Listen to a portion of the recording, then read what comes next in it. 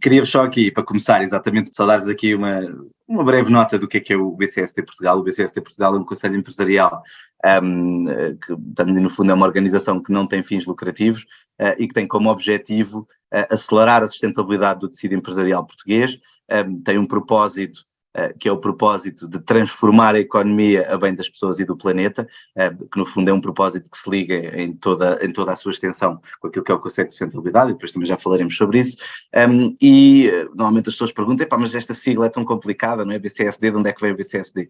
O BCSD vem nós somos o polo português do World Business Council for Sustainable Development, e daí mantermos a sigla neste caso da Associação Mundial. Portanto, no fundo somos o Business Council for Sustainable Development, mas traduzido para português, como também o Carlos aqui fez, somos o Conselho Empresarial para o Desenvolvimento Sustentável. Neste momento temos cerca de 150 empresas connosco, que representam 10% do PIB nacional, mas a ideia é estender esta rede, e porque nós temos linhas de atuação que vão desde a descarbonização, a biodiversidade, a cadeia de valor, o reporting, a economia circular, e estes temas, que são aqueles temas mais, no fundo, que são aqueles temas mais importantes e que nós consideramos que são os mais importantes para as empresas portuguesas, depois traduzem-se em conhecimento, em formação e em comunicação. Portanto, nós, no fundo, temos estes temas depois divididos nestes três eixos. Uma grande parte do nosso trabalho é orientado para as empresas, 80% do nosso trabalho eu diria que é focado nas empresas, mas depois dedicamos também uma parte à governação e ao público em geral, mas a grande maioria do nosso trabalho é feito com e para as empresas, e é muito esta transição também, que é esta nota que eu vos queria dar. Nós também não nos podemos esquecer que as empresas são compostas por pessoas, e portanto esta sessão vai ter aqui um misto entre os dois lados, a importância que tudo isto tem para as pessoas do ponto de vista individual, obviamente, mas depois também como é que as empresas entram. Portanto, e a ideia, quando o Carlos aqui me desafiou para fazer este workshop, foi-me trazer estas duas realidades que acabam por se cruzar naturalmente. E queria começar aqui falar da sustentabilidade, mas antes de irmos ao verdadeiro conceito e àquilo que é a definição, se calhar mais formal de sustentabilidade, queria-vos fazer aqui um bocadinho de contexto. Então, vamos dar aqui uns 2 passos atrás para depois poder dar 10 ou 15 em frente. E a verdade é que quando nós pensamos naquilo que é o nosso mundo tem esta característica que pode ser chamado um mundo VUCA. E o que é um mundo VUCA? É um mundo volátil, complexo, ambíguo e incerto. E quando nós pensamos naquilo que já foi estudado por neurocientistas, de facto já foi considerado que o mundo neste momento é demasiado complexo para uma só pessoa, um só indivíduo, compreender toda a rede que forma o nosso mundo.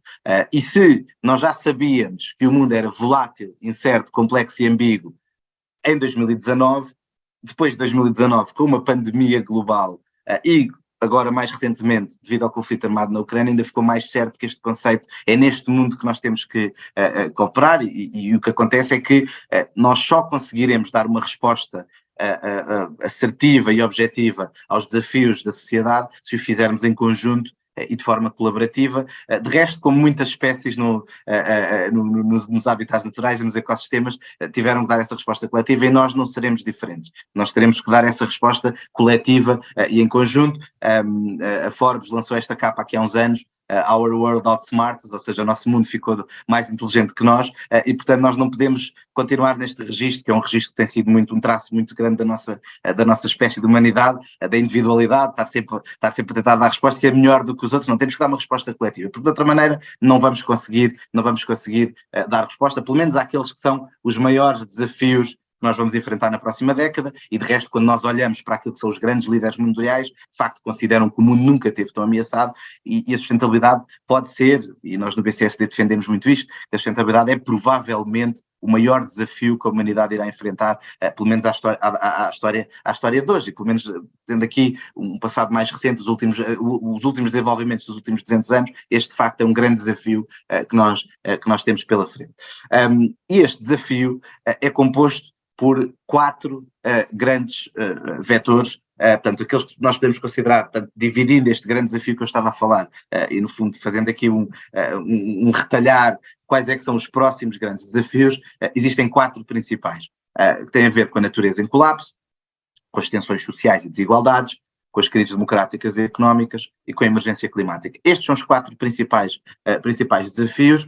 Claro que existe aqui um que eu costumo considerar que é um 5º desafio, que tem muito a ver com o próprio nosso funcionamento social, que foi nós olharmos aqui se andarmos aqui para trás 80 anos, antigamente havia muito difícil acesso à informação, não é? As pessoas já tinham acesso ao ensino, ou tinham acesso às bibliotecas, de outra maneira não tinham acesso à informação. E de repente aqui muito rapidamente nós deixámos de ter esta realidade para passar a ter uma realidade onde a informação circula a grande velocidade, alguma mais correta do que outra, alguma mais certa do que outra, alguma mais verdadeira do que outra. E portanto nós temos esse 5º desafio de, para além de enfrentar estes que são 4 macro tendências e macro desafios, temos depois também o desafio de ter uma informação que circula de forma às vezes um pouco descontrolada e que gera algum ceticismo para alguns destes temas, e nós temos que combater esse ceticismo de alguma forma, e por isso é que também a sessão de hoje também tem esse objetivo de vos dar aqui alguns argumentos e alguns factos para vocês poderem ficar mais ou menos posicionados,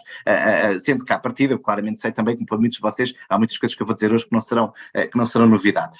Em todo o caso, eu ia começar precisamente pela emergência climática e dizer também, já agora, que há bocado depois também ainda não disse, se quiserem intervir estão completamente à vontade para o fazer, está bem? Seja por mão no ar, seja usar aqui as reações, ou seja, até pelo chat. Eu hoje até coloquei aqui os meus 2 ecrãs para poder ter a apresentação daquele lado e poder estar-vos a ver aqui para não deixar escapar nem chat, nem mãos no ar, e mesmo aí nas turmas que estão à distância e que estão a ver, se quiserem é só de falar aí com o vosso docente e poderão fazer alguma dúvida, que não há problema nenhum, temos tempo, e a ideia é que toda esta conversa seja o menos unilateral possível e apelo desde já à vossa participação, até mesmo se for para discordar de mim. Não há problema nenhum, é exatamente assim que a educação deve funcionar. Não gosto nada desta de forma unilateral, portanto estou completamente à vontade para discordar de mim ou colocar qualquer questão que tenham, até porque uma das coisas que a mim mais fascina em trabalhar em educação é que nenhuma sessão é igual, e isso acontece precisamente da riqueza que vem do público que temos à nossa frente, e eu, enquanto formador, gosto precisamente desse ponto. Estava-vos a dizer, então, passando aqui então para a emergência climática, porque é que nós, e é uma questão que muitas vezes nos fazem, nós hoje basta vocês fazerem qualquer pesquisa no motor de busca, em qualquer dia, e se vocês limitarem, mesmo que limitem o tempo, e façam só para o último mês ou para a última semana, vocês vão ver que há imensas notícias a circular sobre o tempo estar diferente, sobre estar mais calor, sobre estar agora mais recentemente, não é? Recentemente ao dia, não é? Temos tido agora aqui as cheias quase aqui em Lisboa, não é? Portanto, está tudo aqui virado do avesso aqui com a chuva que aconteceu, e portanto eu acho que é inegável que o tempo está diferente, ou seja, o clima está diferente, já não temos as 4 estações tão bem definidas como tínhamos antigamente, e a razão para isso acontecer é uma razão que tem diretamente a ver com a temperatura, e portanto quando nós olhamos aqui, e agora vou só pôr aqui um gráfico de variação desde os anos 1800, e nós conseguimos ver aqui por este círculo, não é? Portanto, há aqui uma pequena idade do gelo, aqui em 1900, que baixa um bocadinho, mas depois a partir daí vamos aumentando, portanto, ao longo do ano a temperatura vai ficando cada vez mais quente, e em 2020, portanto, e agora passando aqui para 2022, nós já estamos mais ou menos no 1.2 ou 1.3 graus a mais do que aquilo que seria a temperatura média, pelo menos dos últimos 200 anos. E qual é que é a implicação disto? Nós pensarmos nisto, se calhar vamos achar, quer dizer, um grau nem sequer chega para nós trocarmos de vestirmos ou tirarmos uma peça de roupa, não é? Parece que é muito pouco, parece que não vai ter assim muita expressão. Mas a verdade é que um grau acaba por alterar muitos dos processos da Terra, e dizer também que muitos desses processos da Terra são importantes e foram importantes para o nosso desenvolvimento nos últimos 200 anos. E, portanto, nós estamos diretamente a mexer com um fator que foi importante para o desenvolvimento da humanidade, e já agora dizer-vos que nós nos últimos 200 anos, a nossa população é 8 vezes maior do que era há 200 anos atrás, e a nossa riqueza, o nosso PIB per capita, aumentou 14 vezes nestes 200 anos. E, portanto, esta temperatura estável que nós vivemos durante estes 200 anos foi muito importante para o nosso desenvolvimento, e é exatamente isso que nós estamos a pôr em causa quando estamos a alterar os processos da Terra. Claro que tudo isto, existem várias formas de graficamente demonstrar este ponto que eu estava a dizer, e agora se calhar vou pedir aí para me responder aí por chat, se tivessem que pensar qual seria o setor que produz mais emissões, sendo que poderemos usar aqui Aliás, eu até vou fazer outra coisa. Eu vou usar. Aliás, já tenho aqui a primeira resposta. Os transportes. Portanto, eu vou-vos dar aqui 4 hipóteses. Portanto, temos energia, indústria, agricultura, transportes. Pronto, vamos ficar assim. Portanto, energia, agricultura, transportes e indústria. Qual destes 4 é que vocês acham que produz mais emissões? Podem usar o chat, podem falar também. Indústria de transportes, indústria. Portanto, temos aqui está empatado, não sei se alguém quer desempatar, temos 2 votos na indústria e 2 votos nos transportes. Isto não é pergunta de exame, está bem? Depois não sai uma avaliação, não podem responder à vontade, não. Indústria, portanto, temos claramente uma prevalência na indústria. E, de facto, esta é normalmente uma pergunta que, apesar normalmente da resposta que a maior parte das pessoas fazem quando eu costumo fazer, caímos na indústria, esta pergunta tem uma pequena agricultura, uma pequena armadilha, uma pequena rasteira, e agora vou-vos mostrar a resposta certa. Já temos 2 votos para a agricultura também, e agora vou-vos mostrar aqui um gráfico que mostra precisamente a distribuição das emissões ao longo por setor, e de facto, apesar da energia usada na indústria representar uma grande fatia, a energia como um todo, portanto, e a energia que é usada para alimentar a indústria, é o grande setor que produz mais emissões de CO2, e dizer também porque é que eu estou a fazer esta pergunta, porque aquele aumento de temperatura que eu falei naturalmente é provocado pelas emissões de CO2 e de metano, portanto há aqui uma relação direta entre as emissões e o aumento da temperatura, e portanto esta energia é dividida, e dar-vos aqui essa nota positiva, entre a indústria, os transportes, que de facto estão aqui também englobados aqui na energia, e a energia usada nos edifícios. E portanto, quando nós fazemos aqui o somatório dos vários usos da energia, de facto a energia representa o maior bolo das emissões, sendo que a agricultura vem em segundo lugar com 18%, a indústria com 5,2% e os resíduos com 3,2%.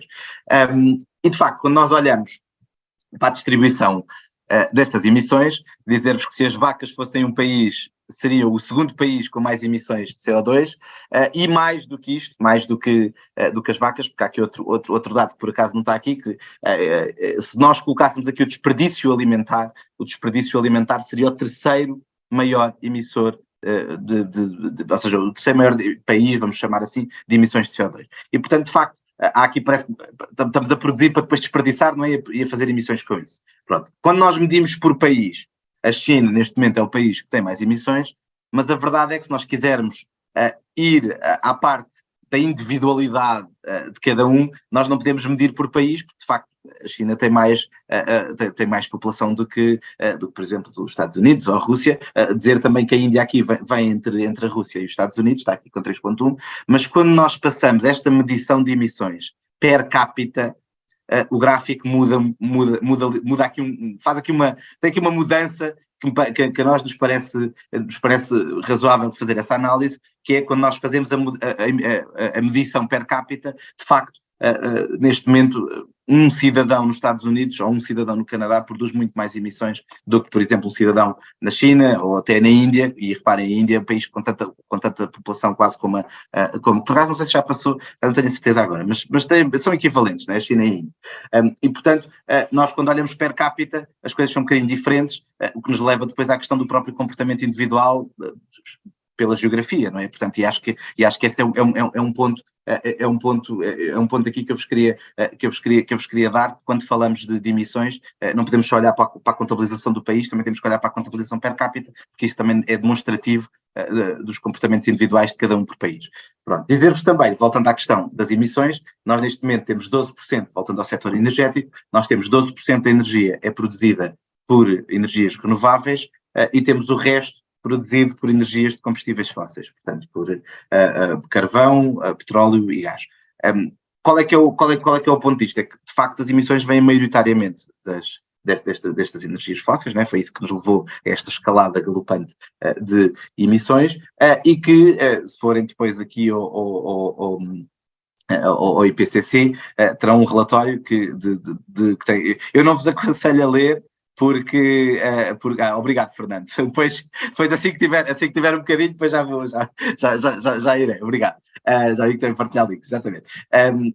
Aqui em relação ao relatório do IPCC, é um relatório que nos mostra como é que tudo isto está a evoluir. Ele tem 800 páginas, daí eu estar-vos a dizer que é assim, quando vocês abrem, as pessoas ficam logo assim com um baque, mas depois, se vocês quiserem, nós temos um fact sheet no BCSD, só com 8 páginas, tudo resumido, podemos mandar se alguém tiver interesse em ver isto, mas dizer-vos desde já que não vão encontrar muito boas notícias aqui, pelo menos no IPCC, portanto há de facto esta tendência, e quando nós olhamos para o Acordo de Paris que deu origem aos ODS, e nós também já lá iremos, os vários cenários que nós temos, se continuarmos tal e qual como estamos agora, de facto, nós vamos ficar ali entre os 2,7, entre os 2 e os 3,6, em média nos 2,7, e o cenário otimista leva-nos para 1,8. Portanto, o que é que significa os 2,7? Só para ter uma ideia, se nós passarmos dos 3, apesar de hoje em dia circular muitas imagens dos calotes a derreter, e já algumas já estão a derreter, mas neste momento, se nós passamos dos 3 graus, de facto aí sim vamos ter um problema grande com o aumento do nível do mar, porque nomeadamente, por exemplo, a Groenlândia e a Antártida, que são os dois maiores blocos de gelo a nível global, derreterão em massa, e aí sim teremos problemas graves, não só de refugiados de alterações climáticas, como de sítios que vivam muito, zonas, cidades que estarão muito perto do mar, da zona costeira, ficarão com graves problemas. Dizer também que em Portugal a maior parte das nossas cidades está junto à zona costeira e, portanto, nós não passaremos aqui, se me permite a expressão, entre os pingos da chuva, e acho que é uma boa expressão para usar no dia de hoje. E, portanto, de facto, isto terá consequências, a menos que nós fiquemos aqui mesmo num cenário mais otimista, mas para ir ao cenário mais otimista, e era aí que eu queria ir agora, nós temos que reduzir 55%, 57% foi corrigido agora na COP, portanto do Acordo de Paris vinha 55%, na COP passou para 57%, até 2030 das nossas emissões. E para vocês terem uma noção da magnitude daquilo que estamos a falar, basicamente nós confinados na pandemia, nós reduzimos anualmente 5,8%. E para chegar a este valor, 57%, nós temos que reduzir 7,6% ao ano. Portanto, ou seja, sem confinar a economia, sem parar a economia e confinar os nossos vidas. E, portanto, de facto, estamos a falar de uma magnitude enorme e que a única boa notícia que eu vos posso dar aqui do lado da emergência climática é que se vocês forem voltar a fazer o Titanic, o barco já não se vai afundar, porque esse gelo já não está lá. E, portanto, essa é a única boa notícia que eu vos posso dar da emergência climática. Dizer também que eu estou com um discurso um bocadinho catastrofista nesta primeira fase, mas eu depois também tenho soluções no final, está bem? Só para não irem já embora a chorar e ficarem deprimidos, eu depois tenho soluções também. Nós temos aqui a ideia também os próprios ODS são uma das soluções e nós já lá iremos. Pronto.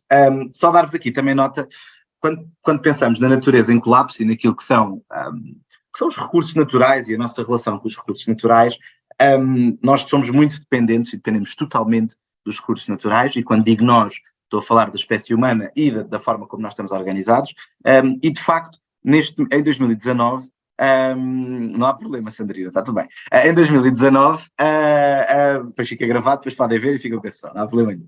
Em 2019, o mundo consumiu 100 mil milhões de toneladas de recursos naturais, sendo que alguns não são renováveis ou têm ciclos longos de renovação.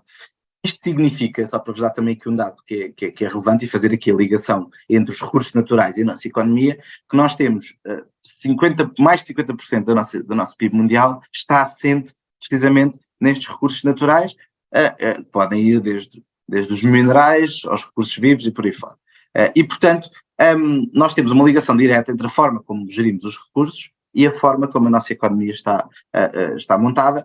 Nós, por acaso, aqui no BCSD, uma vez tivemos aqui uma interação com o diretor de marketing de um famoso fabricante de telemóveis, se nós desconstruíssemos um telemóvel, este seria o aspecto, e às vezes, apesar de nós olharmos para isto, eu próprio muitas vezes olho para isto e penso, parece que foi tudo feito em laboratório, mas a verdade é que aquilo que está aqui são minérios, e portanto, à luz da produção atual, há um limite de produção para os bens como nós os conhecemos, porque no dia que os recursos terminarem, obviamente deixamos de conseguir produzir à luz, pelo menos da forma como estamos agora, e neste momento já há modelos que conseguem prever quantos telemóveis, quantos bens que nós conseguimos produzir com o modelo atual, e ficam desde já a saber que estes telemóveis, que até são bastante famosos, provavelmente em 2050, à luz da produção atual, deixarão de conseguir ser produzidos. Estamos a falar de minérios que não têm um ciclo de renovação muito, muito alto. E, portanto, nós temos que ter aqui a forma como gerimos os resíduos, já lá vamos aos resíduos, mas os recursos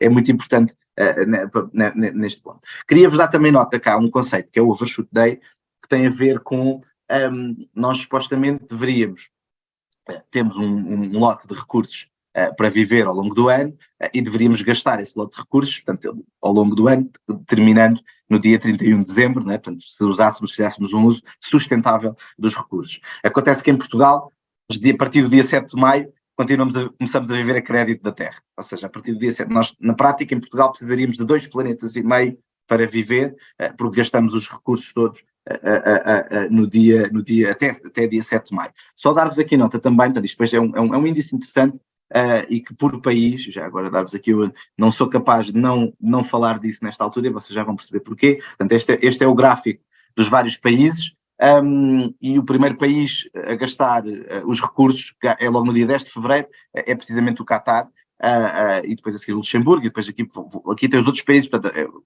no fundo o que isto significa é que os países que estão aqui neste dia gastam os recursos todos que deveriam usar ao longo do ano, neste dia. Alguns países não estão aqui, porque não forneceram dados aqui para o Overshoot Day, mas vão ver que existem aqui vários, e o que acontece aqui, por este gráfico, por esta representação, aquele que mais se aproxima de dia 31 de dezembro é a Jamaica, e o primeiro a gastar é o Qatar, e nós estamos aqui, exatamente, no dia 7 de maio. Dizer-vos também, e passando agora aqui novamente para a apresentação. Ok, está bem, não me afasto do microfone, está bem, vou não me afastar do microfone e vou tentar pôr a voz um bocadinho mais alta. Mas se o problema persistir, digam-me, está bem, que é para que eu mexo-me bastante, e às vezes o facto de estar aqui a olhar de um lado para o outro, fico mais afastado do microfone, claro que sim. Então estava-vos a dizer, portanto, o Overshoot Day basicamente tem esta questão de gastar os recursos, mas nós, para além de gastarmos os recursos, depois temos outra questão, que é a parte do final da cadeia, que é, portanto, nós só extraímos os recursos, usamos os recursos, naturalmente, e não há problema nenhum com isso, mas depois temos o lado dos resíduos, que é o que vem no final da cadeia, pelo menos da forma linear como a nossa economia está organizada. E só dar-vos esta nota, que em 2019 produzimos 2 mil milhões de toneladas de resíduos, segundo o Circularity Report, nós temos apenas 8,6% da nossa economia circular, o que significa que só 8,6% daquilo que nós estamos a usar é que volta a entrar na cadeia. Portanto, tudo o resto passa a ser resíduo e passa a ter que ser depositado em algum local. Só para vos dar esta nota, que apesar de não termos um bloco grande de resíduos, estas zonas, que são zonas onde há bastantes resíduos, são do tamanho, estamos a falar aqui dos Estados Unidos, não é? Portanto, aqui temos Pacífico de um lado, Atlântico do outro. Portanto, o que acontece é que estas zonas são zonas que neste momento são do tamanho de Portugal, Espanha e França em conjunto, e são resíduos que estão acumulados no mar, fora aqueles resíduos que estão acumulados em terra, e só para vos dar essa nota que os resíduos entram na cadeia, nomeadamente na cadeia alimentar, e que neste momento há estudos que já apontam para nós podermos ingerir um cartão de crédito por semana. Portanto, ou seja, na nossa alimentação já estamos a ingerir um cartão de crédito por semana, e até já houve microplásticos que foram detectados em leite materno. Isto para vos dizer o quê? Que nós, quando extraímos os recursos de um lado, se depois os resíduos não são depositados ou no local certo ou não lhe damos o tratamento adequado, vai acontecer é que isso vai acabar por voltar a nós. Da pior das maneiras, como estou a dizer, mas vai entrar na nossa cadeia e vai voltar a nós.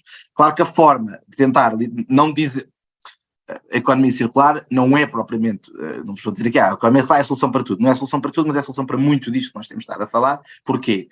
Porque, para além de quebrar com esta lógica linear do take, make, waste, não é? Tirar, fazer o produto e depois resíduo, esses resíduos voltam a entrar na cadeia e resolvem os dois problemas, tanto a montante como a jusante, porque não só ficamos com menos necessidade de estar a extrair recursos, portanto, tentamos resolver a questão dos recursos serem finitos, como também resolvemos a questão dos resíduos, porque voltamos a pôr esses resíduos na cadeia, e portanto essa é uma das soluções, das possíveis soluções que nós temos para tentar aqui resolver este problema dos resíduos, tanto do lado como dos recursos, tanto do lado dos resíduos como do lado da extração.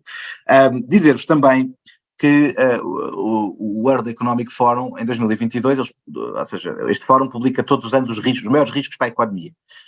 E em 2022, os 10 maiores riscos para a economia, dos 10, 5 são ambientais. Portanto, estamos a falar de falhar a ação climática, eventos climáticos extremos, perda de biodiversidade, o dano no ambiente humano, e a crise dos recursos naturais. E, portanto, há aqui uma ligação, e era esta visão mais holística que eu também vos queria dar hoje, entre os recursos naturais, a emergência climática, a nossa economia, e, no fundo, a sustentabilidade bebe precisamente da resolução destes problemas em conjunto, portanto, normalmente quando estamos a resolver uns, estamos a tentar também criar solução para outros. E viver para Marte não me parece a melhor das soluções, porque o nosso planeta, nós tivemos este privilégio de viver no único planeta que tem esta biodiversidade, esta vida. E agora, fazendo aqui a passagem para nós falarmos dos problemas ambientais, mas temos aqui também dois grandes macro tendências do ponto de vista social. E do ponto de vista social, nós temos aqui as desigualdades e as tensões sociais, normalmente uma liga à outra.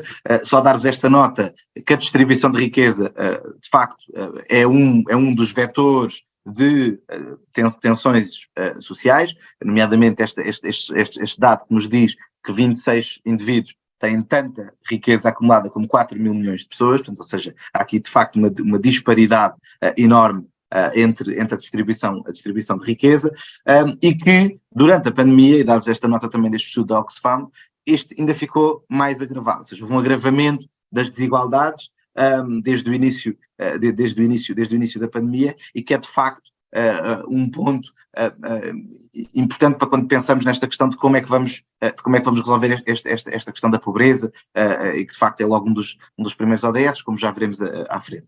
Dizer-vos também, quando pensamos em tensões sociais, não estamos só a falar, eventualmente, daquilo que nós podemos considerar os países em desenvolvimento, mas estamos também a falar de existir uma ténue linha neste equilíbrio social onde nós vivemos, e de recordar-vos aqui, provavelmente alguns de vocês se lembrarão disso, das manifestações dos coletes amarelos em França, devido ao aumento dos combustíveis, e a nota que eu vos queria dar é precisamente este ponto, que apesar de nós acharmos que vivemos numa civilização muito segura, muito estável, isso não é bem assim. Portanto, ou seja, nós de um momento para o outro podemos ter aqui um tumulto social. Aconselho-vos já aqui um livro, consegui estar meia hora a falar sem vos falar de nenhum livro, portanto, saiu agora, e portanto este livro é muito interessante, que é O Preço da Desigualdade, que é do Joseph Stiglitz, que é um prémio Nobel da Economia, e que de facto mostra muito como o perigo para o futuro e de haver esta queda e este desequilíbrio social pelo facto da sociedade estar tão dividida, está bem? Outro livro incrível, que eu por acaso não tenho aqui imagem, mas a vantagem de hoje em dia trabalhar a partir de casa é que depois tenho aqui os meus livros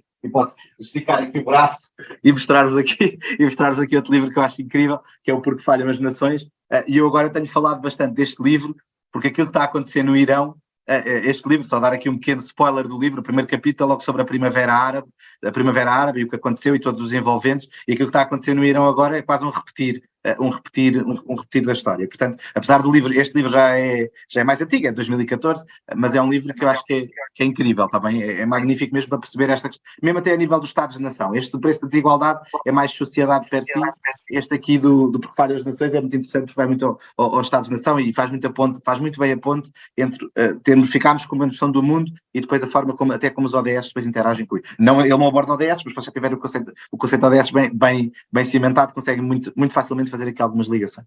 Pronto, posto isto, queria-vos só aqui, para terminar esta primeira parte, falar das crises democráticas e económicas, muitas eleições imprevistas, o Brexit, a invasão ao Capitólio, e tudo isto já estava neste seguimento, até que em 2020 o mundo para, não é? A pandemia, depois temos o conflito armado na Ucrânia, e de facto, quando nós vamos aqui em escalada, existem aqui vários problemas que nós temos para o futuro, e quando pensamos do lado das empresas, o que é que se espera dos negócios para o futuro. De facto, sabemos que a política está a falhar, estamos a ser observados, a confiança fica em risco, as normas estão em permanente mudança, portanto, parece que todos, por contacto aqui com as nossas empresas do BCSD, portanto, sempre quase todos os dias parece que sai uma lei nova, uma diretiva nova, e portanto, nós chegamos à conclusão, e contando este cenário todo, como chegámos até aqui, que o business as usual é economicamente arriscado, é ambientalmente sem sentido, é socialmente inaceitável e legalmente perigoso. E, portanto, há uma necessidade de mudança. O que é que nós vamos fazer e de que forma é que nós fazemos esta mudança? Bom, em primeiro, é preciso olhar para aquilo que é a definição de sustentabilidade, que também é uma definição que quase cada um faz à sua maneira, mas eu gosto de uma em particular, que de resto é aquela que também é mais aceita, que vem desta senhora aqui, senhora Gro Harlem Brundtland, que na altura, em 1988, era primeira-ministra da Noruega e que fez um relatório chamado Our Common Future, ou relatório Brundtland, que nos disse que a sustentabilidade é atender às necessidades da geração presente sem comprometer as necessidades da geração futura. E, portanto, não há aqui, de maneira nenhuma, uma tendência, nem em tentar, nós não temos que comprometer as nossas necessidades de geração atual, temos é que fazer uma melhor gestão e temos que garantir que temos esta capacidade de, sem nos comprometer a nós, mas também não comprometendo as gerações para a frente. E, portanto, eu costumo muitas vezes dizer que a palavra que está por trás de sustentabilidade é um daqueles P's que o Carlos referiu há bocado, que é prosperidade. Está bem? A prosperidade, para mim, é a palavra que está por trás de sustentabilidade. Prosperidade presente e prosperidade para o futuro. E, de facto, quando nós olhamos para as empresas, e vou só aqui agora fazer esta curva para as empresas antes de entrar nos ODS. E quando nós olhamos para as empresas tiveram imensos desafios ao longo dos últimos anos, desde o marketing, a tecnologia, a globalização das cadeias de valor, e, de facto, há aqui um próximo grande desafio para as empresas, é a sustentabilidade, portanto, muitas vezes apoiada pela digitalização, portanto, temos aqui dois vetores que podem atuar em conjunto para uma verdadeira transformação, e a sustentabilidade cada vez mais é um fator diferenciador para as empresas, ou seja, nós já temos académicos de Harvard, por exemplo, a dizer que a sustentabilidade deixou de ser um nice to have para passar a ser um must have, um fator competitivo, um fator que dá a capacidade às empresas de competir melhor do ponto de vista de concorrência, e de facto já começamos a ter essa noção de melhoria naquelas que integram a sustentabilidade, o que em parte desvia um bocadinho daquilo que era a escola mais antiga, a escola de Chicago, a escola do Milton Friedman, que punha as empresas orientadas única e exclusivamente para o lucro, e de facto quando nós pensamos naquilo que é o novo bottom line, temos aqui conceitos que vão mudar radicalmente aquilo que eram os conceitos que nós vivíamos desde que vinhamos a trazer desde os anos 80, e acabamos por ter, e olhando aqui para, só olhar aqui, exatamente, para aqui, e acabamos por olhar aqui para o John Elkington, que em 1994 nos diz, neste livro, que é os Green Swans, nos cria este conceito de triple bottom line, onde as empresas têm a economia, obviamente, portanto, ou seja, continuamos a ter a parte do lucro, porque estes critérios ESG também se podem traduzir nos P's, não é? O People, o Profit e o Planet, ou o ambiente, o social, o economic e governance. Portanto, continuamos a ter a sustentabilidade financeira, obviamente, das empresas ancorada no pilar económico, mas depois temos aqui mais dois pilares, e só ali no centro é que vamos ter o verdadeiro bottom line, portanto, a verdadeira criação de valor está bem ali no meio, incluindo o pilar social, o pilar ambiental. Portanto, e muda um bocadinho aqui a forma de pensar, e já está a mudar cada vez mais a forma de pensar de muitas empresas, porque acabamos por dividir aqui estes critérios em muitas outras coisas. Obviamente que não se espera que uma empresa atue, porque obviamente as empresas têm setores diferentes, têm funcionamentos diferentes. Repare, eu costumo dizer que as empresas são como as pessoas, são todas diferentes. E portanto, porque são compostas por pessoas naturalmente. E é óbvio que não se exige às empresas que cumpram todos os critérios ESG, é óbvio que há alguns que são mandatórios, nomeadamente, por exemplo, respeitar os direitos humanos, mas a verdade é que as empresas têm toda esta panóplia de resposta para dar aqui nos mais diversos critérios. Em termos de como é que isto se traduz para a sustentabilidade empresarial. Existem várias etapas, nós aqui no BCSD definimos esta reta, mas eu agora não me vou alongar muito com isto. Eu queria-vos só dizer que quando pensamos nesta escalada daquilo que é o business case para a sustentabilidade, nós vamos nesta direção da criação de valor partilhado, portanto, ou seja, claro que obviamente muitas vezes começamos até pelo legal, pela parte legal, mas depois existem vários pontos que nós vamos ganhando com a inclusão da sustentabilidade nas nossas empresas, desde a atração de talento, a gestão do risco, mais oportunidades de negócio, e isso gera uma criação de valor a longo prazo. Eu agora vou-vos mostrar aqui um pequeno vídeo, sim, acho que estamos bem tempo, vou-vos mostrar aqui um pequeno vídeo, que é só dar-vos esse contexto, é de uma grande empresa, que é a DSM, que é uma empresa que começou por ser uma empresa mineira, depois passou para química, e no fundo este vídeo é a história como o CEO desta empresa, de facto, tentou mudar a própria empresa e incluir mais do que o lucro na empresa, e pronto, depois no final, queria só depois fazer ali um comentário no último segundo, no último momento do vídeo, depois vou parar e vou só falar ali um bocadinho daquele slide em particular, só para fazer aqui a ligação entre tudo aquilo que temos estado a falar, portanto, e aqui a história. Olha, vamos lá, eu vou-vos só pedir, portanto, eu vou cortar agora o microfone, só para não entrar mais nenhum som aqui para ficar o som do vídeo, vou-vos só pedir depois, se conseguirem aí no chat, eu vou abrir já aqui o chat, se conseguirem aí no chat, só dar-me nota se estão a ouvir o som, está bem? Portanto, enquanto eu colocar aqui no play.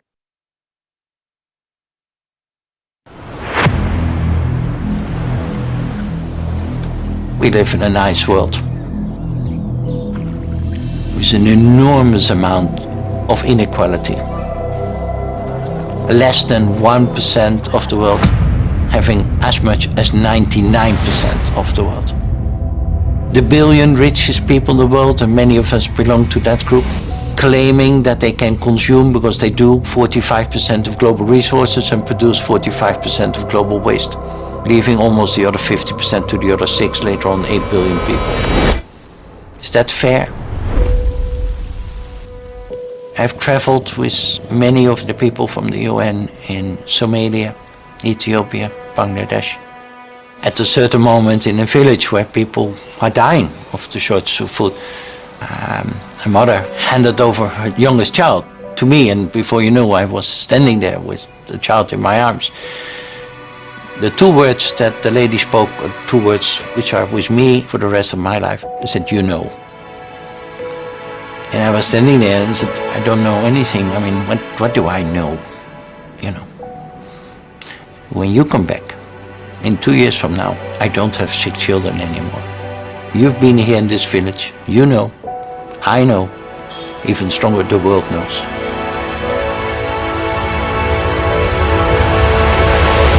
The 2 words, "you know," is so true. We know what is happening. And if you then, as a company, have the abilities, if you have that, then you must use it. We were ever one of the most polluting industries or companies in the world. We transitioned from a coal mining company to a bulk chemical company. Later on, the late 90s, there was a debate in DSM whether a new transition was needed to a more greener form of chemistry. DSM acquired the biggest biotech company in the Netherlands. That's the way I came involuntarily into DSM. Being in DSM, we started the discussion with my predecessor, myself, and some of my colleagues. Will we be successful as a bulk chemical company? And my belief, maybe I was not totally objective being a biologist, my belief and my colleagues was, we will not be successful on the long run as a chemical company, a bulk chemical company. 2008, I was just CEO, and some people, especially the financial world, asked, "What are you going to do?" And I said, "Contributing to a better society and make the company very successful." And people said, "Well, I hear 2 messages. Successful company, that's very good, by the way, and improving the world, that's not your task. You're not a charity foundation," which is correct. So you need to make profit as a company. You need to take care of your shareholders, which is all correct. They are wrong, in my opinion, to say that it is not our responsibility to leave a better world behind. So we entered into a new transformation, but it wasn't easy. 2008, the world went into a crisis. Share prices down, profit down. Our share price dropped tremendously. We had also one time a shareholders meeting where some shareholders stood up and said, "Should we continue with all that stuff?" And I said, "Yeah, but it costs money." I said, "Yeah, but it's our responsibility." Even stronger, I think it's your responsibility also as a shareholder that our company does that. Our company owned by you, or you are invested in our company. And at a certain moment, there was a lady standing up and said, "But I think it's good what he's doing. I think this is exactly our responsibility. This is the company I want to invest in." We as a company look to ourselves. Apparently we are good now in nutrition, we are good in understanding malnutrition, we are good in addressing climate change with new energies, etc. So especially in the field of climate, in the field of hunger and food, in the field of circular economy, in those domains, we can have a lot of impact. I think in 10 years from now, people will find out that those two things, doing well, doing good, must go hand in hand together. Otherwise, people don't work for your company anymore, people don't buy your products anymore, you lose your license to operate. Sometimes I predict already, looking back, sitting there with my wife and my two boys, and I don't want to regret. And if my two boys then will ask, oh, you were CEO of a big company and what did you do with your life? I hope I will not discuss only EBITDA or share price or the profit, etc. And I hope to be able to say something like, we inherited the world in a certain status from our parents. We lived well, we enjoyed it, but we also tried to deal responsibly with the world and improving it a little bit and handing it over to you that you can continue that journey and live happily here together with your children. And I realize I need to act now to be able to tell that story which I want at that moment in time. That drives me, I think.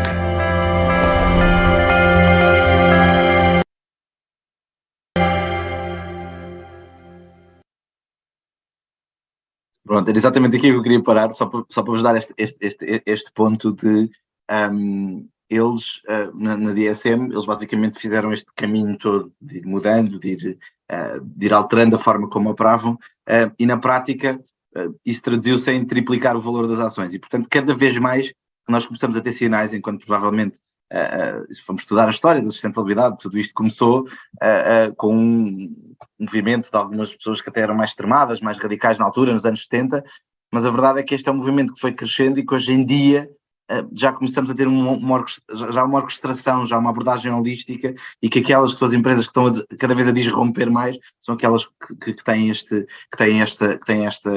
ponto. E mais uma vez dizendo que devem ter também porque lhes dá essa vantagem, e portanto, e aqui a DSM é muito, isso ficou muito evidente. Só fazer aqui a nota que eu normalmente não costumo mostrar este vídeo por ele também ser biólogo, talvez só descobri isso mais tarde. Só dar estes dados já jogados, mostras este vídeo sempre porque ele também é biólogo. Pronto, vamos passar então agora aqui para a parte das boas notícias e entrando aqui então na Agenda 2030, onde temos aquilo que já temos vindo a falar, tanto os ODS, tanto que tudo isto começou, pelo menos à sua forma atual, a 25 de novembro de 2015, os 193 membros da ONU aprovam esta Agenda 2030, que tem esta intenção de não deixar ninguém para trás, tem estas tais 5 dimensões que são estes 5 Ps, que é composta por estes 17 objetivos, e um ponto que eu acho que é fulcral, porque acaba por criar aqui alguma mudança relativamente àquilo que tinha vindo a ser trabalhado, porque o que acontece é que quando vocês, antes dos ODS, vocês tiveram os ODM, que são os Objetivos do Milénio, que são estes que estão aqui em cima, e quando estes Objetivos do Milénio foram criados, eles não tinham em conta muito a própria ação das empresas, ou seja, de que forma é que as empresas iriam interagir com estes Objetivos de Desenvolvimento Sustentável. E em 2015, de facto, há esta reflexão para passar para estes 17 objetivos, e aqui as empresas já são tidas em linha de conta. E se calhar nós podemos estar a pensar assim, é óbvio que os Objetivos de Desenvolvimento Sustentável, quando são criados maioritariamente para atingir os Estados-nação, mas hoje em dia, só dar-vos aqui este ponto, das 100 maiores economias do mundo, 69 são empresas. E, portanto, as empresas têm que ter uma responsabilidade e são parceiros vitais para alcançar estes ODS. Porque de outra forma não seria possível, e nem sequer nem era concebível sequer conseguir atingir ODS se as empresas também não entrassem aqui neste framework, ainda que, e mais uma vez vos digo, e depois eu agora já vos vou dar aqui uma nota sobre isso, muitos dos Objetivos de Desenvolvimento Sustentável estão, as suas metas estão alinhadas e focadas naquilo que é a ação dos Estados-nação. Mas ainda assim há muitas coisas que as empresas podem fazer e que podem contribuir para os Objetivos de Desenvolvimento Sustentável. Como estava a dizer, eles são 17, eu agora não vou estar aqui a ler um a um, porque mais do que a ter acesso a o que é que cada um é, não é? Ou seja, na prática, o que é que cada um, exatamente o nome de cada um, eu gostava de vos dar não é bem uma fórmula, mas é, no fundo, um maior entendimento sobre em que é que isto se traduz, em que é que os ODS se traduzem. E, de facto, eles são muito mais do que só os 17. Para além dos 17, vocês têm depois as metas, que são 169. Ou seja, na prática estamos a falar de praticamente 10 metas por cada, de forma assim muito crua, né? Mas são praticamente 10 metas por cada ODS, e depois cada meta traduz em indicadores que são quase 300. E, portanto, quando nós começamos a olhar para os ODS, eles vão muito mais além do que ser só aqueles 17, porque nós conseguimos não só traduzir cada um deles depois em metas, como conseguimos traduzir dessas metas em indicadores que são mensuráveis. Portanto, nós conseguimos medir o nosso efeito, seja como empresa, seja como instituição de ensino, seja como Estado-nação, nós conseguimos medir exatamente o nosso efeito para aquilo que está definido para os tais ODS. Já agora dizer-vos também, acho que consegui, exatamente, queria ir aqui, eu depois, como vos disse, eu depois vou-vos dar os slides, e vocês têm as fontes todas lá em baixo, podem fazer tal e qual como eu estou agora aqui a fazer, clicar e ir ver. Portanto, vocês têm este site que é o nstats.n.org, é o site que eu diria que é a fonte-mãe e pai de tudo o que é informação sobre ODS, e quando vocês vão aqui, por exemplo, à metadata, vocês conseguem ter acesso, selecionando o ODS que querem, portanto, se quiserem fazer logo aqui em texto, ou aqui, usar aqui o objetivo, conseguem ter acesso a cada meta para cada ODS e saber exatamente como é que nós, ou seja, o que é que está previsto para medir e para chegar a esse ODS por ODS. Portanto, vocês conseguem ter aqui, portanto, por exemplo, aqui posso dar o exemplo já aqui até 2030, erradicar a pobreza extrema de todos os países. E, portanto, e depois, indo aqui ao indicador, portanto, isto é a meta, vocês conseguem perceber como é que ele se calcula. Portanto, tem aqui a ver com uma proporção que é calculável e que é mensurável. E isto é muito importante, e acho que aqui, presente, certamente teremos aqui pessoas que estão muito habituadas a medir e muito habituadas a lidar com números, porque aquilo que não se mede, costuma-se dizer, não é, na gestão, que aquilo que não se mede não se gera, não é? Mas eu ainda vou mais longe, aquilo que não se mede não existe, não é? Isso usando aqui, se calhar a minha parte mais de investigador, aquilo que não se mede não existe, não é? Se nós não medirmos, é como se não existisse. E, portanto, nós temos que arranjar métricas para medir e para conseguir chegar àquela grande meta, por exemplo, das emissões, os 55%. Portanto, e aqui vocês têm, está tudo definido aqui neste site, para cada uma das metas, cada um dos indicadores e como é que podemos fazer isso. Pronto. Eu agora não vou alongar muito aqui, que depois tem aqui acaba por ser depois também muito técnico, mas depois poderão ir mais a fundo em cada um dos ODS e cada uma das metas e dos indicadores. Vou-vos só dar aqui um exemplo, por exemplo, como é que nós podemos estruturar aqui os ODS para ter algum tipo de impacto. Por exemplo, o 8, trabalho digno e crescimento económico, que é um dos ODS que é mais importante, ou pelo menos que as empresas mais tentam ter algum tipo de ação. Por exemplo, imaginem, um exemplo de uma meta relevante do ODS 8 é, em 2030, conceber e implementar políticas que promovam o turismo sustentável, que gerem empregos, promovam a cultura e produtos locais. Portanto, isto é a meta. Como é que nós vamos traduzir isto, por exemplo, em algo que possa ter impacto nesta meta? Por exemplo, fazer uma iniciativa que promova programas de ecoturismo local e atividades turísticas que mantenham o valor, o dinheiro, nas comunidades locais. Portanto, aqui já estamos a ter um impacto direto numa meta do ODS 8, porque estamos a ir à meta. Porque se nós formos só analisar trabalho digno e crescimento económico, é um chapéu muito grande. E daí nós temos que olhar para as metas e perceber como é que isso depois se traduz em algo que nós possamos depois ter impacto e medir o impacto que estamos a ter, e isso é ir às metas, porque já está definido. Sendo que, já agora dar essa nota também, que estas metas, estes indicadores, vão sendo atualizados. Daí eu ter-vos dado aquele site-fonte, porque apesar de neste momento já lá terem metadata, à luz da atualidade, ao longo, repara, estamos a falar de 15 anos, não é? Portanto, começamos em 2015 e vai até 2030. Portanto, vai havendo alguma atualização da forma como estão pensados os indicadores e como estão pensados as metas, ok? Pronto, os 17 é que não mudam de todo. Vou-vos só dar, depois é um exemplo aqui de como é que, por exemplo, é um exemplo um bocadinho mais técnico, mas eu agora não vou alongar muito aqui, como é que podíamos agarrar num ODS e transformá-lo para uma consultora financeira para o levar para os nossos índices de performance. Como é que nós podíamos fazer esta transposição? Portanto, isto depois está num documento que é o SDG Compass, mas eu agora não me vou alongar muito aqui, que isto é um bocadinho mais técnico. Queria-vos só dizer também, ir aqui um bocadinho ao compreender e ao porquê que a sustentabilidade dos ODS são importantes para as empresas. Porque podem, ou seja, acabam por ser importantes porque podem contribuir para a estabilidade financeira, para a excelência operacional, para a inovação, do lado dos ODS maximizam a atividade das empresas por lhe darem tal vantagem competitiva, por responderem às exigências dos consumidores e, portanto, acabamos por ter aqui este balanço entre serem importantes por um lado, mas por outro lado também poderem maximizar a sua própria atividade. E só para vos dar esta nota que os ODS vão, e já estão, e já há uma parte dessas verbas que estão a ser aplicadas, gerar 12 bilhões a economias e receitas, e vão ser importantes porque vão criar 380 milhões de novos empregos ao longo destes 15 anos, desde 2015 até 2030. Portanto, têm um impacto direto e estão pensados diretamente para ter um impacto direto na nossa própria atividade e na atividade económica. Claro que há mecanismos de financiamento que emergem dos ODS, há investidores e há fundos de investimento que procuram cada vez mais empresas que têm diretamente ligação com os ODS e cada vez mais o report que se fala, o report de sustentabilidade, também é feito por ligação aos ODS. Está bem? Portanto, vou dar o exemplo ao GRI, que é o Global Report Initiative, que neste momento tem uma ligação direta também aos ODS. O próprio BCSD, estamos agora a trabalhar numa ferramenta de report que também tem ligação aos ODS e, portanto, há de facto aqui uma ligação entre este framework muito grande, muito abrangente e depois a própria atividade e a própria realidade da própria evolução da sustentabilidade.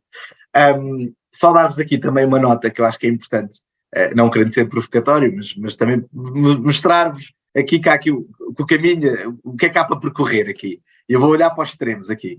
72% das empresas mencionam os ODS no seu reporte, mas apenas 1% das empresas mede a sua performance para os ODS. Portanto, é aqui que este é o trabalho que nós temos para fazer. Portanto, ou seja, nós já percebemos e já há uma clara intenção de haver muitas empresas que estão situadas e conhecem os ODS e sabem para onde é que é o caminho, mas nós temos que medir a nossa performance. Se nós não medirmos, não vamos, mais uma vez, voltando àquilo que disse há pouco, se não medirmos, não sabemos para onde é que estamos a ir, não sabemos que impacto é que estamos a ter, e portanto este é o caminho que nós temos que, para percorrer, de fazer esta transição entre não só mencionar, como também 1%.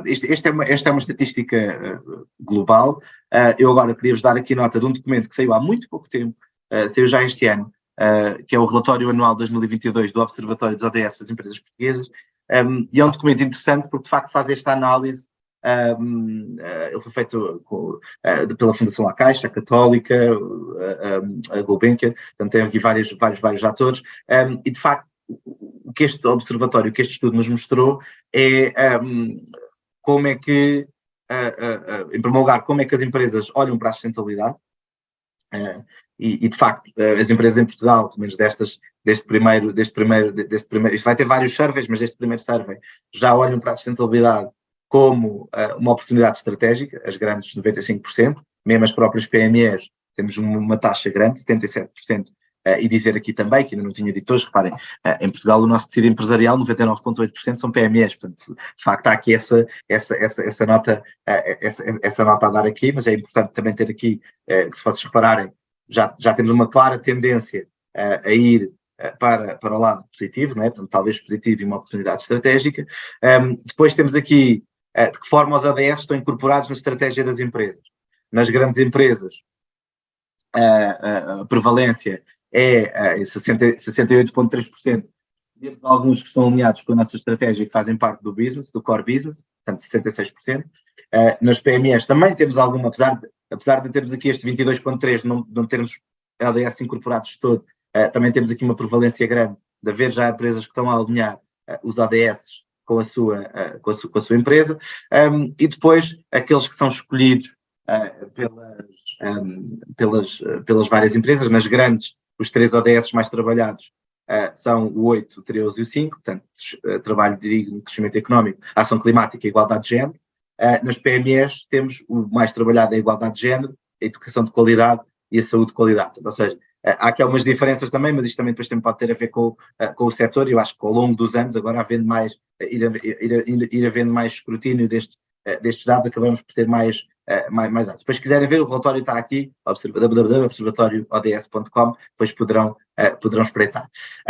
Queria-vos dizer também, este dashboard permite ter uma ideia de como é que está aqui o link, de como é que é a performance do país, Portugal, e dar-vos aqui nota que este SDG Compass é uma ferramenta que ajuda a incorporar os ODS nas empresas. Portanto, eu também não vou alongar aqui muito. Depois tem imensa informação. Nós temos o site www.odf.pt do BCSD, se quiserem ter uma informação em português aqui, mais aqui dos sites. O PorData também é um sítio, também é um site interessante. Eu queria vos dotar aqui de algumas ferramentas para poderem explorar também toda esta temática, e este é o NStats, que foi aquilo que eu mostrei há pouco. Queria-vos só dar aqui nota, só mostrar aqui, agora nós não vamos ter tempo agora de ver aqui mais este vídeo, porque eu queria só dar-vos aqui nota de que, mesmo até ao nível de reporting, aquele vídeo era da Unilever, mas eu queria usar aqui uma empresa portuguesa. Você tem muitas empresas que já estão a reportar os próprios ODS, e aqui tem um exemplo, por exemplo, da Lipor, em que tem os ODS onde eles têm mais ação, e de que forma é que eles estão a trabalhá-los. Portanto, eles escolheram quais é que eram os temas materiais dentro dos tais P's dos ODS, né? Planeta, Prosperidade, Pessoas e Parcerias, e dentro desses temas depois escolheram quais é que eram os temas que iam trabalhar e que eram mais importantes para eles, e vai ser cada vez mais comum as próprias empresas fazerem este reporte com ligação aos ODS. Eu há bocado não perguntei, antes de passar aqui para esta questão, para esta pergunta, não sei se alguém quer fazer alguma questão, que eu já embalei aqui, e não sei se alguém quer fazer alguma pergunta, alguma questão até agora, antes de darmos aqui o... Nós depois vamos ter tempo no final também, mas se quiserem fazer agora, também podemos fazer. Já vi que houve alguns de vocês que colocaram aqui alguns links no chat, que eu depois verei assim que tiver um bocadinho. Obrigado. Eu não sei, questões? Não? Pronto, ok. Estejam à vontade, está bem? Não há problema nenhum. Então, eu queria-vos dar aqui, esta secção onde nós vamos agora, foi uma secção que foi muito interessante, porque eu adicionei, no fim, estar assim também a fazer uma sessão destas, e que do público, precisamente nesta altura, mais ou menos do final, eu coloquei se havia questões, e do público saiu esta pergunta, que foi, Tiago, mas tu não achas que a sustentabilidade não é apenas uma moda, e que daqui a uns anos vamos olhar para trás e vamos achar que nada disto era bem assim, ou nada disto, se calhar, poderíamos ter feito isto de outra maneira. Pronto, eu queria vos só dar esta aqui como reta final. Nós temos aqui vários sinais que tornam evidente que, mais do que uma moda, a sociedade já se está a transformar à volta da sustentabilidade, e que de facto a sustentabilidade vai ter esse efeito transformador. O primeiro sinal tem a ver com, e vocês provavelmente, muitos dos que estão aqui, estando numa instituição de ensino, já se aperceberam disso, que é, geracionalmente, as novas gerações têm uma maneira de olhar o mundo do trabalho de uma forma muito diferente daquilo que nós olhávamos há uns anos. E um fenómeno que está a acontecer, e que já aconteceu em larga escala, por exemplo, nos Estados Unidos, e que em Portugal também já vamos tendo esse fenómeno, é a chamada Great Resignation, em inglês, ou a grande demissão, em português, se quisermos traduzir, que no fundo são pessoas que, se não concordarem com o propósito da empresa, simplesmente saem do seu trabalho, e que vão, e que se vão, já lá vou, José, já lá vou. Vou só aqui guardar, vou só acabar aqui o raciocínio e já lá irei. E de facto são pessoas que saem do seu trabalho porque deixam de se identificar com o propósito da sua organização. Isso mudam cujo principal fator de mudança é vão para outra empresa porque o seu propósito, acham que ele já não está a ser, já não se enquadra, os seus valores já não estão enquadrados, e mudam. E, portanto, isto tem sido assim um grande tema para os recursos humanos, e para tudo o que é recursos humanos, e, por exemplo, nos Estados Unidos, estava a dizer, houve 5 milhões de pessoas num período de 6 meses que passaram por este processo de simplesmente saírem e irem para outras empresas, e de facto este é um grande desafio. Vou só aqui, antes de passar ao próximo slide, o José pergunta-me como é que se reporta a realização de qualquer ação voluntariamente realizada por um cidadão que não está vinculado ou seja, me estás a perguntar, creio eu, José, corrija-me se eu não estiver a pensar bem, é um cidadão que tem uma ação de voluntariado e que quer reportar essa ação, é isso? Sim, a questão é se é importante de facto medir todo o resultado das ações realizadas no contexto dos ODS, e há muitos cidadãos que já estão mobilizados de alguma forma para realizar algum tipo de ação desse género, mas quando o fazem-no voluntariamente sem ter um vínculo. E de que forma é que isso pode ser contabilizado, porque não deixam de ser coisas importantes, não é? Claro que sim. É assim, eu acho que aí o melhor, porque aí esse tipo de ação, como é uma associação, como é uma ação vinda da sociedade, teria que ser a medição teria que ocorrer por parte, eventualmente, ou do município, ou da própria, ou do Estado português, porque como são ações, porque esse tipo de ações entra na medição do Estado-nação, ou seja, acaba por ir para o bolo, do que propriamente na própria ação da empresa. Pois a questão é, não existe, por exemplo, uma plataforma onde fazer esse tipo de registros, não? Que eu conheça, não.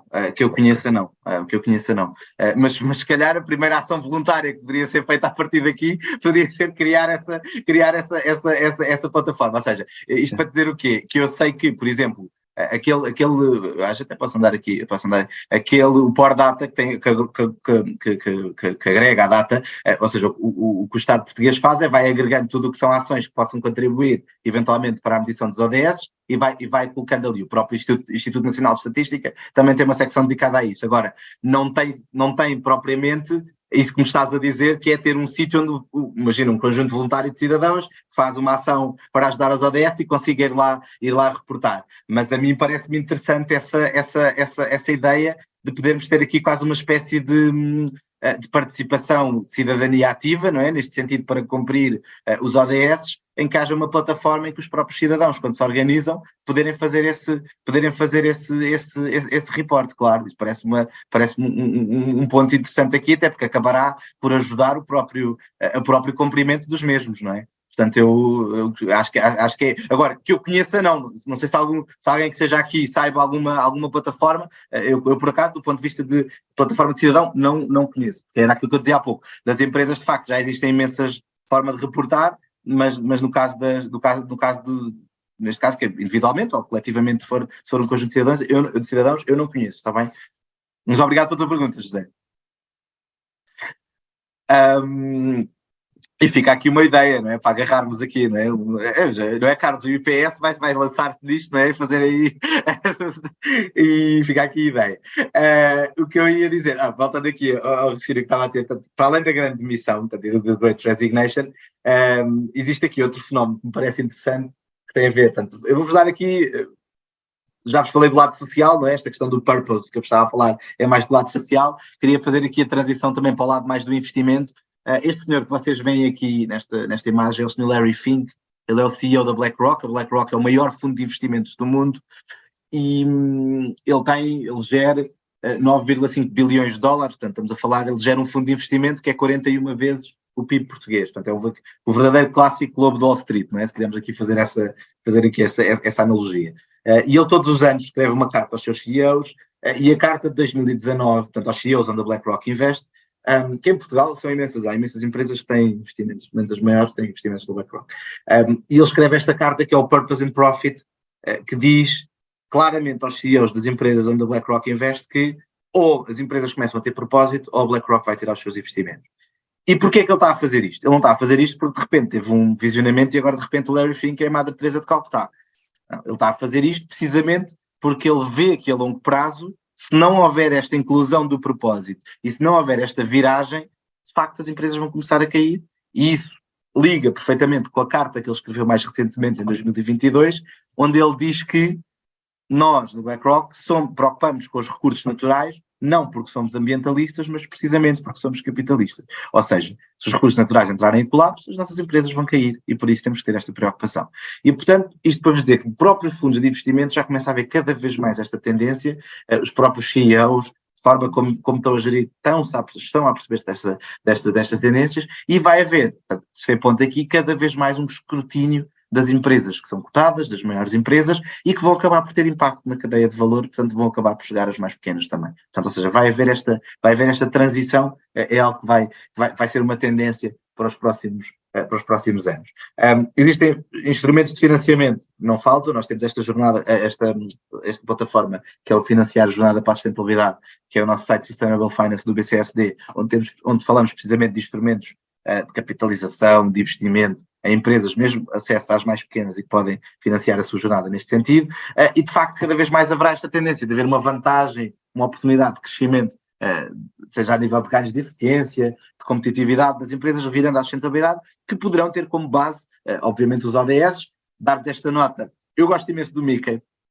Espero que não haja aqui fãs da Disney que fiquem chateados comigo por eu usar aqui, até porque, olha, tenho um filho de 3 anos, portanto eu tenho vivido muito no ambiente Disney aqui nos últimos tempos, mas a verdade é que eu quero-vos dar aqui o Mickey, para vocês não se esquecerem disto que eu vou dizer agora, que é cada vez mais as empresas têm que perceber que nós não podemos ter um negócio ali no meio, ali no centro, e a parte social e a parte ambiental são as orelhinhas e estão ali. Nós temos que agarrar na parte ambiental e na parte social e trazê-las para o core e trazê-las para o meio para aquilo que é o nosso funcionamento enquanto modelo de negócio. Porque senão o que vai acontecer, e nós já vimos, e eu comecei a dar-vos exemplos disso, e portanto a sustentabilidade é cada vez mais um must-have, não é só colocar ali as orelhinhas e pronto, e o negócio continua a funcionar paralelamente, e temos a parte social e a parte ambiental do outro lado. Dizer-vos também, com toda a informação que existe hoje em dia, e partindo do princípio que as pessoas não são como o Dexter, ou seja, que nós não acordamos de manhã e não queremos ser piores do que o dia anterior, queremos sempre ser melhores do que o dia anterior, há aqui muito caminho que nós precisamos percorrer, há muito caminho que nós podemos percorrer, e cada vez mais nós temos que ter esta perspectiva de ter as empresas não a quererem ser as melhores do mundo, mas as melhores para o mundo, tal e qual como os cidadãos. Nós temos cada vez mais querer ser o melhor para o mundo e não o melhor do mundo. Pronto, só para terminar aqui, como prometido, portanto, a sustentabilidade tem 3 grandes pontos, que são estes, de forma muito simples, porque eu sei que esta sessão talvez sempre muita informação, só para vos dar aqui esta última nota final. Portanto, um lado a emergência climática e a diversidade, outro lado desigualdade, direitos humanos e depois ética e transparência. Estes são os grandes 3 pilares.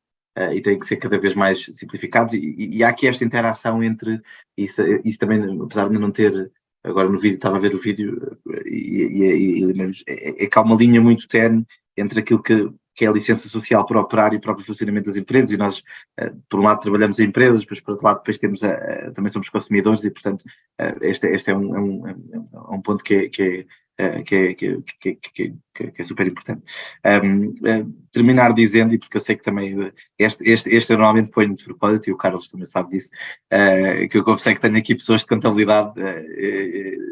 Este senhor que está aqui é o Peter Barker, ele é o CEO do WBCSD, e ele, numa grande conferência onde foi keynote speaker a nível mundial, disse que accountability will save the world. Portanto, os contabilistas vão salvar o mundo.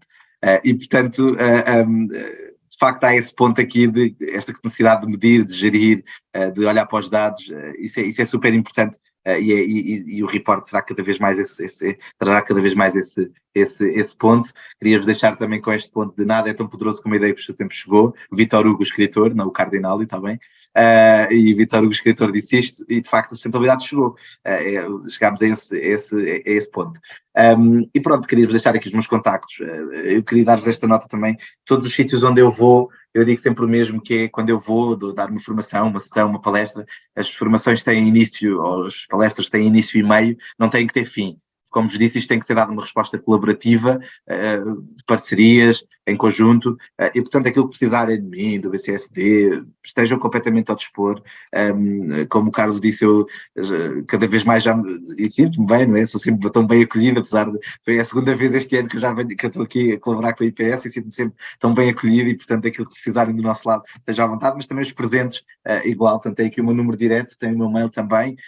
Deixar-vos só como uma última nota final, antes de passarmos a questões, e se houver aqui pessoas que gostem de ler, pelo menos tanto como eu, sei um livro este ano que é os 101 Vozes de Sustentabilidade, que fala muito destes tópicos e tem uma grande abrangência de pensamento, tem muitos professores universitários, muitos cientistas, ele é muito grande, está bem, é assim um bloco grande, mas cada capítulo tem mais de 5 páginas e é escrito por uma pessoa diferente, ou seja, é daqueles livros que não temos que ler todo de seguida, temos de ir lendo de vez em quando, temos de ver qual é os temas que nos interessam mais, se é mais social, se é mais educação, se é mais ambiental, portanto, e podemos ir ler, é um livro muito bom, e que eu costumo sempre falar para quem quiser explorar um bocadinho mais este tema.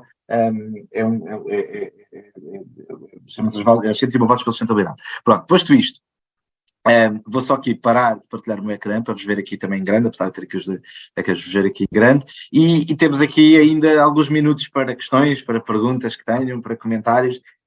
Terei todo o gosto em vos ouvir, em falarmos um bocadinho, claro, se assim entenderem, como é óbvio.